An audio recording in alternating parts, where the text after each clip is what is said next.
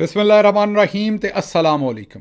5 October Pakistan ਦੇ ਵਿੱਚ ਇਤਵਾਰ ਦੀ ਸਵੇਰ ਤੇ ਅੱਜ ਦੇ ਪੰਜਾਬੀ ਵੀਲੌਗ 'ਚ ਚੜ੍ਹਦੇ ਤੇ ਲੈਂਦੇ ਪੰਜਾਬ ਦੇ ਸੱਜਣਾ ਤੇ ਮਿੱਤਰਾਂ, ਭੈਣਾਂ ਤੇ ਭਰਾਵਾਂ, ਮਾਵਾਂ ਤੇ ਬਜ਼ੁਰਗਾਂ ਨੂੰ ਜੀ ਆਇਆਂ ਨੂੰ। ਸਭ ਤੋਂ ਪਹਿਲਾਂ ਕਾਊਂਟਡਾਊਨ 55 ਡੇਜ਼ 55 ਦਿਨ ਰਹਿ ਗਏ ਨੇ ਫੀਲਡ ਮਾਰਸ਼ਲ ਆਸਿਮ ਮੁਨੀਰ ਦੀ ਦੂਜੀ ਰਿਟਾਇਰਮੈਂਟ ਤੇ ਮੁਲਕ 'ਚ ਨਵੇਂ ਆਰਮੀ ਚੀਫ ਦੇ ਆਉਣ 'ਚ।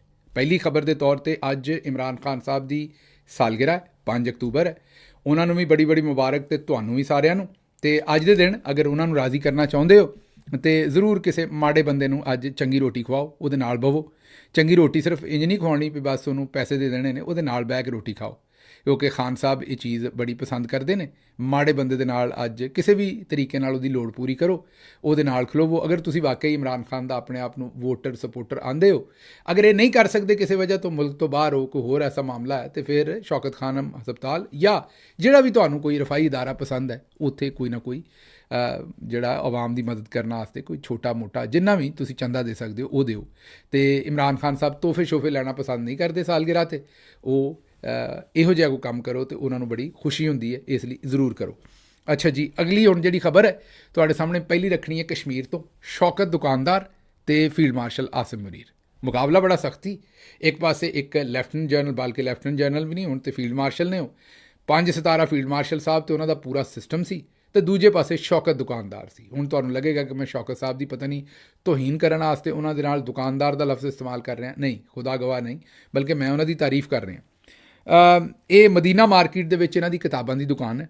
ਨਾਂ ਇਹਨਾਂ ਦਾ ਹੈਗਾ ਜੀ ਸ਼ੌਕਤ ਨਵਾਜ਼ ਮੀਰ ਕਸ਼ਮੀਰੀ।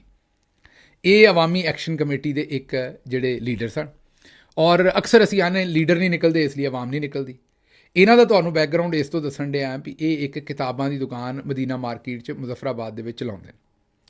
ਉੱਥੋਂ ਇਹਨਾਂ ਫੈਸਲਾ ਕੀਤਾ ਵੀ ਸਾਡੀ ਆਵਾਮ ਦੇ ਕੋਲੋਂ ਜਿਹੜਾ ਹੈਲਥ ਕਾਰਡ ਸੀ ਉਹ ਵੀ ਖੋਹ ਲਿਆ, ਬਾਕੀ ਸਿਹਤ ਦੀ ਉੱਥੇ ਸਹੂਲਤ ਕੋਈ ਠੀਕ ਹੈ ਨਹੀਂ, ਬਿਜਲੀ ਬੰਦ ਰਹਿੰਦੀ ਹੈ ਕਿਉਂਕਿ ਗ੍ਰਿਡਾਂ ਦਾ ਸਿਸਟਮ ਠੀਕ ਨਹੀਂ ਹੈ, ਐਜੂਕੇਸ਼ਨਲ ਇੰਸਟੀਟਿਊਸ਼ਨ ਨਹੀਂ ਹੈਗੇ, ਉਹਨਾਂ ਨੂੰ ਸੁਰੰਗਾਂ ਚਾਹੀਦੀਆਂ ਨੇ ਤਾਂ ਕਿ ਉੱਤੋਂ ਫੇਰ ਕੇ ਜਿਹੜਾ ਆਉਂਦੇ ਨੇ ਦੂਰ ਪਾਰੋਂ, ਉਹ ਉਹਨਾਂ ਨੂੰ ਨਾ ਕਰਨਾ ਪਵੇ, ਉਹਨਾਂ ਨੂੰ ਜਿਹੜਾ ਉਹ ਲੱਗੇ ਹੱਥ, ਮਤਲਬ ਸੁਰੰਗ ਦੇ ਵਿੱਚੋਂ ਦੀ ਲੰਘ ਕੇ ਤੇ ਟਾਈਮ ਬਚ ਜਾਏ।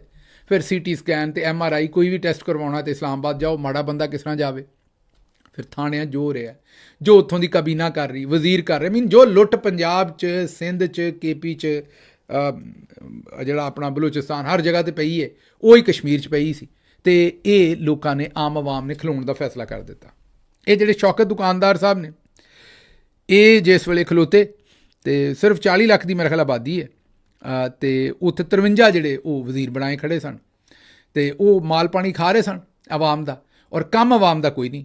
ਜੋ ਇਸ ਪਾਸੇ ਹਾਲ ਹੈ ਉਹੀ ਉੱਥੇ ਆਵਾਮ ਦਾ ਉੱਥੇ ਕਸ਼ਮੀਰ 'ਚ ਹਾਲ ਕੀਤਾ ਸੀ। ਉਹ ਅਵਾਮੀ ਨੁਮਾਇੰਦੇ ਖਲੋ ਗਏ, ਆਵਾਮ ਨਾਲ ਨਿਕਲ ਆਈ।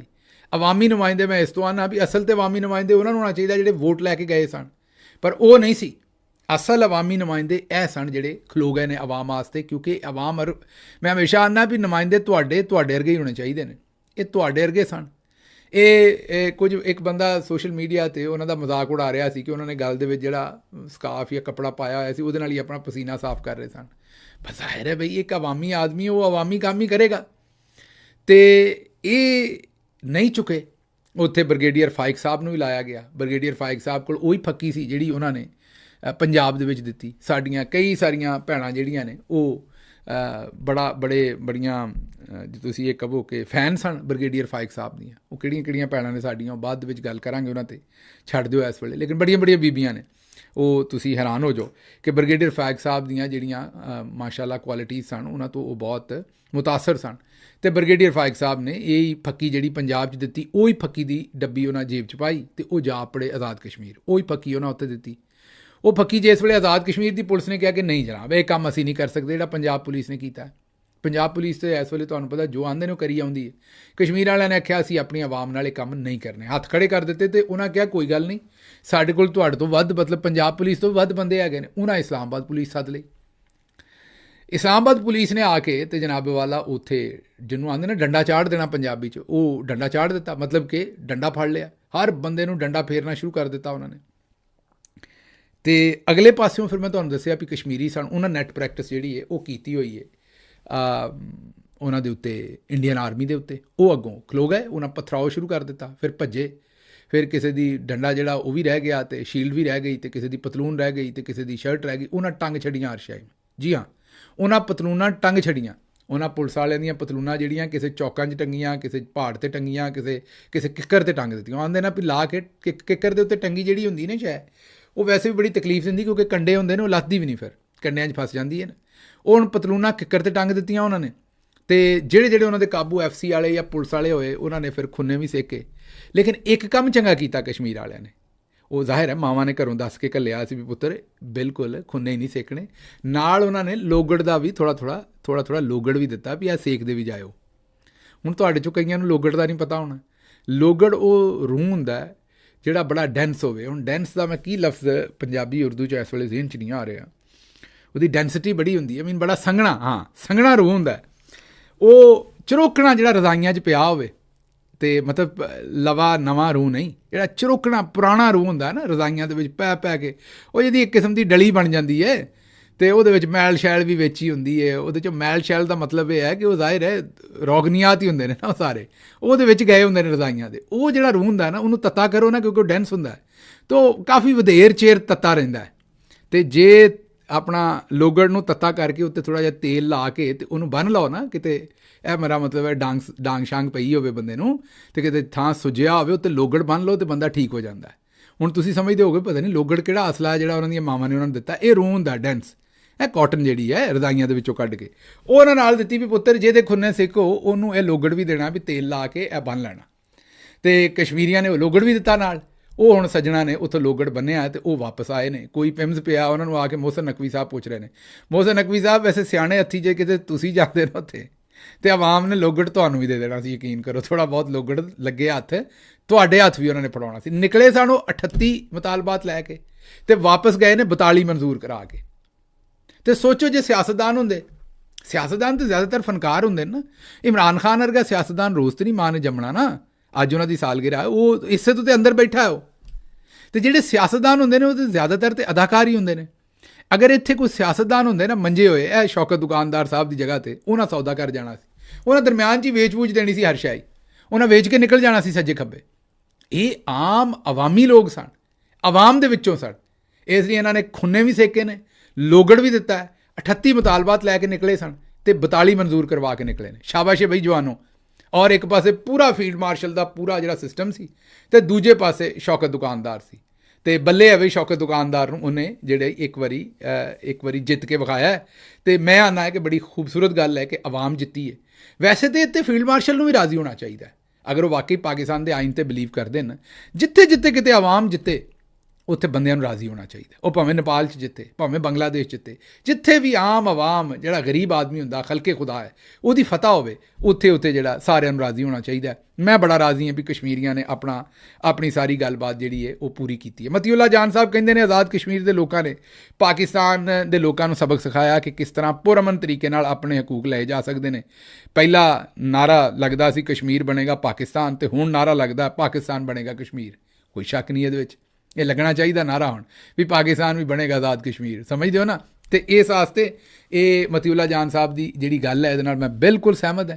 ਕਸ਼ਮੀਰੀਆਂ ਨੇ ਜਨਾਬ ਗੱਲ ਵੀ ਸਮਝਾਈ ਹੈ ਅਤੇ ਖੁੰਨੇ ਵੀ ਸੇਕੇ ਨੇ, ਅਤੇ ਪੁਰਅਮਨ ਵੀ ਰਹੇ ਨੇ ਅਤੇ ਖੁੰਨੇ ਵੀ ਸੇਕੇ ਨੇ। ਹੁਣ ਇਹ ਸਾਇੰਸ ਕਸ਼ਮੀਰੀਆਂ ਕੋ ਸਮਝਣੀ ਪੈਣੀ ਹੈ ਵੀ ਖੁੰਨੇ ਵੀ ਸੇਕੇ ਨੇ, ਲੋਗੜ ਵੀ ਦਿੱਤਾ ਹੈ ਅਤੇ ਪੁਰਅਮਨ ਵੀ ਰਹੇ ਨੇ। ਇਹ ਸਾਰਾ ਕੁਝ ਕਿਵੇਂ ਕਰ ਲਿਆ, ਚਲੋ ਸਿੱਖਾਂਗੇ ਉਹਨਾਂ ਨਾਲ ਗੱਲਬਾਤ ਕਰਕੇ। ਅਗਲੀ ਖਬਰ ਮੇਰੇ ਦਿਲ ਦੇ ਬੜੀ ਕਰੀਬ ਹੈ। 16 ਅਗਸਤ 2023 ਨੂੰ ਜੜ੍ਹਾਂਵਾਲਾ ਦੇ ਵਿੱਚ ਮਸੀਹ ਆਬਾਦੀ ਦੇ 19 ਗਿਰਜਾ ਘਰ ਅਤੇ 86 ਮਕਾਨ ਜਲਾ ਦਿੱਤੇ। ਜ਼ਾਹਿਰ ਹੈ ਉਹਦੇ 'ਚ ਬੜਾ ਨੁਕਸਾਨ ਹੋਇਆ।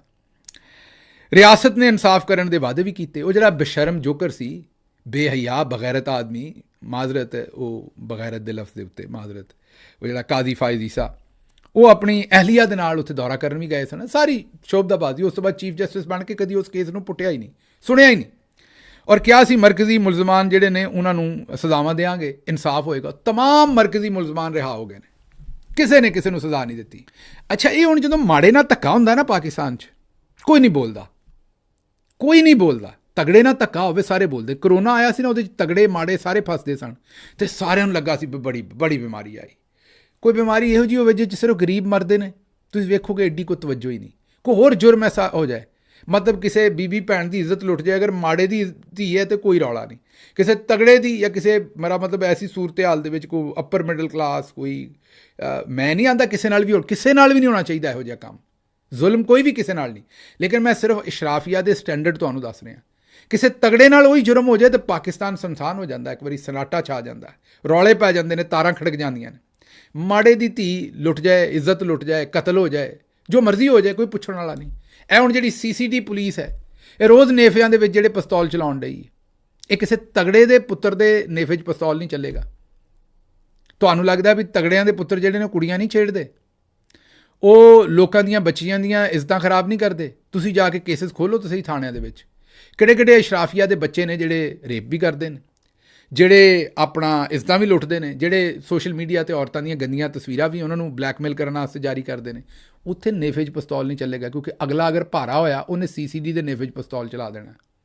ਮਾੜੇ ਦੇ ਨੇਫੇ 'ਚ ਪਿਸਤੌਲ ਵੀ ਚੱਲੇਗਾ। ਇਹ ਮਾੜਾ ਹੀ ਵੇਖ ਲਓ, ਸਾਡਾ ਵਰਕਰ ਗੁਜਰਾਂ ਵਾਲੇ ਹਸਪਤਾਲ 'ਚ ਹਾਰਟ ਅਟੈਕ ਹੋਇਆ, ਲੰਮਾ ਪਿਆ ਹੈ, ਅਤੇ ਉਹਨੂੰ ਹੱਥਕੜੀ ਲਾਈ ਹੈ। ਮਤਲਬ ਬਗੈਰਤੀ ਦੇ ਆਲਾ ਮਕਾਮ ਨੇ। ਇਸ ਤੋਂ ਪਹਿਲੇ ਕਾਸਮ ਖੋਖਰ ਸਾਹਿਬ ਜਿਹੜੇ ਸਨ, ਉਹ ਲਾਸ਼ ਨੂੰ ਹੱਥਕੜੀ ਲੱਗੀ, ਮਾਂ ਪਿਓ ਨੂੰ ਦਿੱਤੀ।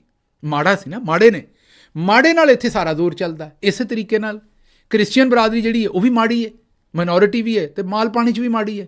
ਇਸ ਲਈ ਉਹਨਾਂ ਨਾਲ ਧੱਕਾ ਹੋਇਆ। ਸਾਨੂੰ ਕੋਈ ਲੈਣ ਦੇਣ ਹੀ ਨਹੀਂ ਹੈ, ਨਾ ਕਿਸੇ ਚੀਫ ਜਸਟਿਸ ਨੂੰ, ਨਾ ਕਿਸੇ ਹੋਰ ਨੂੰ। ਅੱਛਾ, ਸਾਡੇ ਨਾਲ ਹੋਵੇ ਬੜੀ ਤਕਲੀਫ ਹੁੰਦੀ। ਹੁਣ ਮੈਂ ਜਿਸ ਤਰ੍ਹਾਂ ਅਮਰੀਕਾ 'ਚ ਰਹਿਣਾ, ਅਸੀਂ ਇੱਥੇ ਮਾਈਨੋਰਿਟੀ ਹਾਂ, ਇੱਥੇ ਵੀ ਮਸਜਿਦਾਂ ਨੇ ਸਾਡੀਆਂ। ਹੁਣ ਅਗਰ ਇੱਥੇ ਸਾਡੇ ਨਾਲ ਇਹੋ ਜਿਹਾ ਕੰਮ ਖੁਦਾ ਨਾ ਖਾਸਤਾ ਕਰਨ, ਬੜਾ ਸਾਨੂੰ ਤਕਲੀਫ ਹੁੰਦੀ, ਬੜੀ ਸੋਚਦੇ, ਵੇਖੋ ਯਾਰ ਕਿੱਡਾ ਜ਼ੁਲਮ ਹੈ। ਲੰਦਨ 'ਚ ਹੋਵੇ, ਕਿਤੇ ਵੀ, ਜਿਹੜਾ ਅਸੀਂ ਆਪ ਕਰਦੇ ਹਾਂ ਸਾਨੂੰ ਨਜ਼ਰ ਨਹੀਂ ਆਉਂਦਾ। ਕਿ ਸਾਡੇ ਆਖਰੀ ਨਬੀ ਮੁਹੰਮਦ ਮੁਸਤਫਾ ਸੱਲੱਲਾਹੁ ਅਲੈਹਿ ਵਸੱਲਮ ਨੇ ਸਾਨੂੰ ਇਹ ਤਲਕੀਨ ਦਿੱਤੀ ਹੈ, ਇਹ ਕੰਮ ਕਰਨ ਨੂੰ ਆਖਿਆ ਸੀ।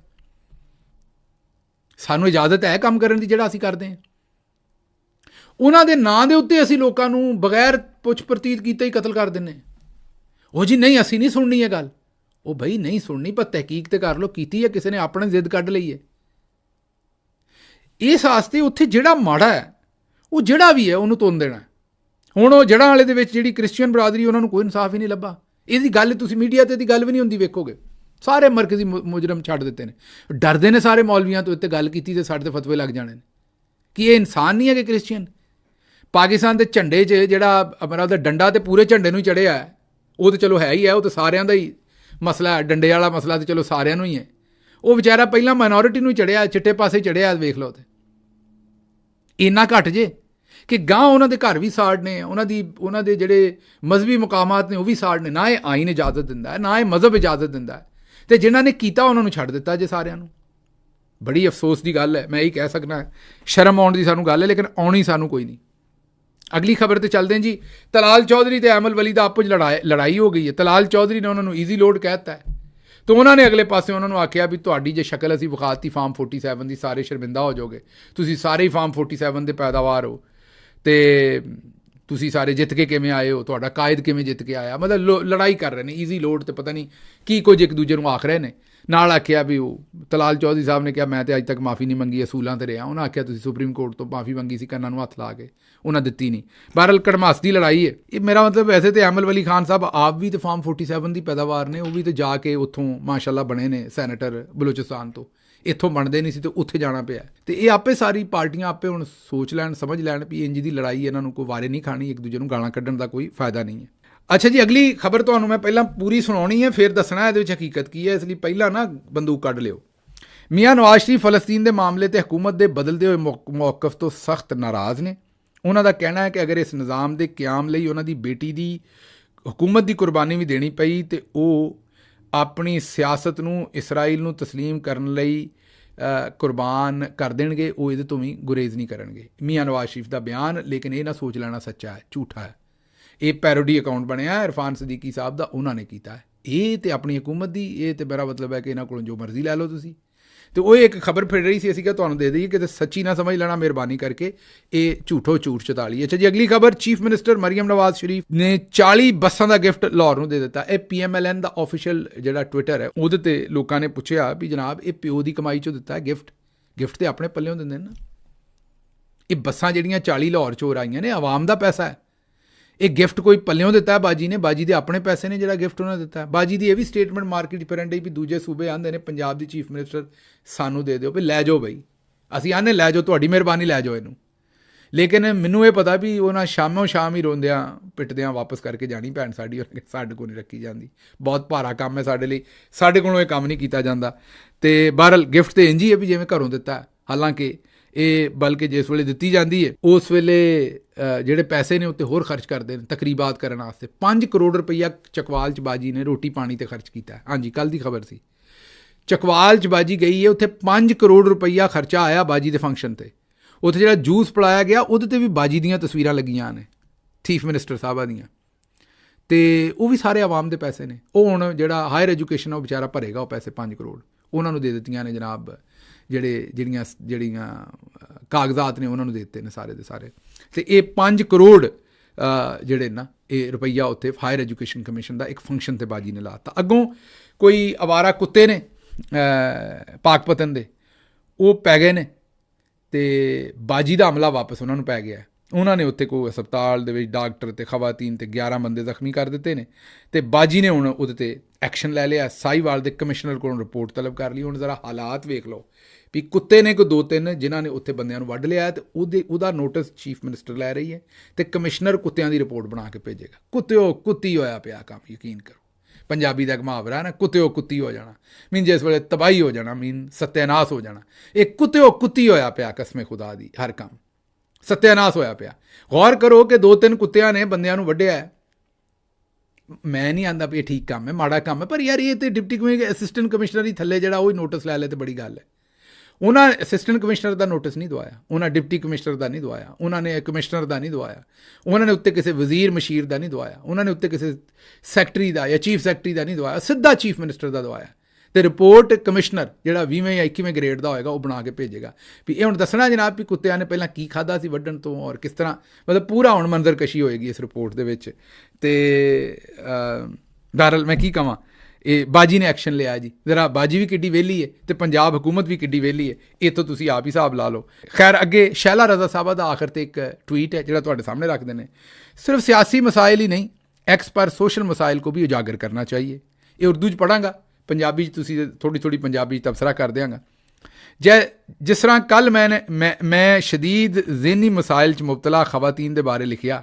ਐਸੀ ਖਵਾਤੀਨ ਜਿਹੜੀਆਂ ਆਪਣੇ ਇਰਦ ਗਿਰਦ ਆਹੋ ਨਹੀਂ ਆਹੋ ਵਾਲੀਆਂ ਖੁਸ਼ਾਮਦੀ ਰੱਖਦੀਆਂ ਨੇ, ਖੁਦ ਤਕਰੀਬਾਤ ਮੁਨੱਕਦ ਕਰਾਉਂਦੀਆਂ ਨੇ ਔਰ ਤਕਰੀਬਾਤ 'ਚ ਜਾ ਕੇ ਆਪਣੀ ਜਹਲਾਨਾ ਗੁਫ਼ਤਗੂ ਕਰਦੀਆਂ ਨੇ, ਅਤੇ ਜਿਹੜੀ ਉਹਨਾਂ ਦੇ ਖਾਨਦਾਨ ਦੇ ਬਾਰੇ ਵੀ ਦੱਸਦੀ ਹੈ ਅਤੇ ਉਹਨਾਂ ਦੇ ਬਾਰੇ ਵੀ ਦੱਸਦੀ ਹੈ ਕਿ ਉਹਨਾਂ ਦੇ ਵਿੱਚ ਕਿੱਡੀ ਕੁ ਜਹਾਲਤ ਹੈ।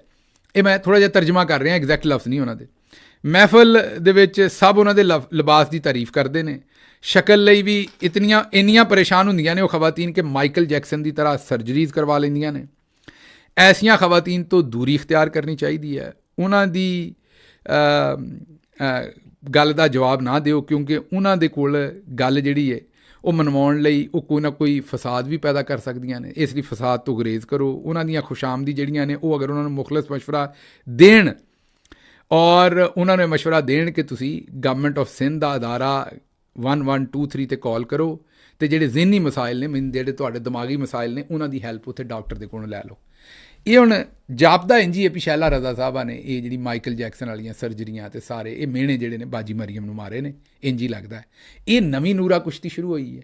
ਇਹ ਹੁਣ ਤੁਹਾਨੂੰ ਯਕੀਨ ਦਿਵਾਉਣਾ ਚਾਹੁੰਦੀ ਹੈ ਪੀਪਲਸ ਪਾਰਟੀ ਅਤੇ ਨੂਨ ਲੀਗ 'ਤੇ ਅਸੀਂ ਆਪਸ 'ਚ ਅਸਲ ਲੜਨ ਰਹੇ। ਇਹਨਾਂ ਨੂੰ ਚੌਧਰੀ ਨੇ ਕਿਹਾ ਵੀ ਤੁਹਾਡੇ ਪੱਲੇ ਕੁਛ ਨਹੀਂ ਰਹਿ ਗਿਆ, ਤੁਸੀਂ ਹੁਣ ਪੰਜਾਬ ਕਾਰਡ ਖੇਡੋ, ਤੁਸੀਂ ਹੁਣ ਸੂਬਾਈ ਕਾਰਡ ਖੇਡੋ ਇੱਕ ਦੂਜੇ ਦੇ ਖਿਲਾਫ, ਕੌਮੀਅਤ ਦਾ, ਅਤੇ ਫਿਰ ਤੁਹਾਨੂੰ ਵੋਟ ਲੱਭਣਗੇ। ਇਸ ਲਈ ਅੱਜ ਕੱਲ੍ਹ ਬਾਜੀ ਮਰੀਮ ਮੇਰਾ ਪੰਜਾਬ, ਉਨੀ ਵਾਰੀ ਬਾਜੀ ਨੇ ਕਦੀ ਆਪਣੇ ਜੁਨੇਦ ਨੂੰ ਮੇਰਾ ਜੁਨੇਦ ਨਹੀਂ ਆਖਿਆ, ਪੁੱਤਰ ਜਿਹੜਾ ਉਹਨਾਂ ਨੇ ਕਦੀ ਨਹੀਂ ਆਖਿਆ ਵੀ ਮੇਰਾ ਜੁਨੇਦ, ਉਨੀ ਵਾਰੀ ਜਿੰਨੀ ਵਾਰੀ ਮੇਰਾ ਪੰਜਾਬ ਮੈਂ ਉਧਰੋਂ ਸਿੰਧ ਵਾਲੇ ਵੀ ਚੜ੍ਹ ਗਏ ਨੇ।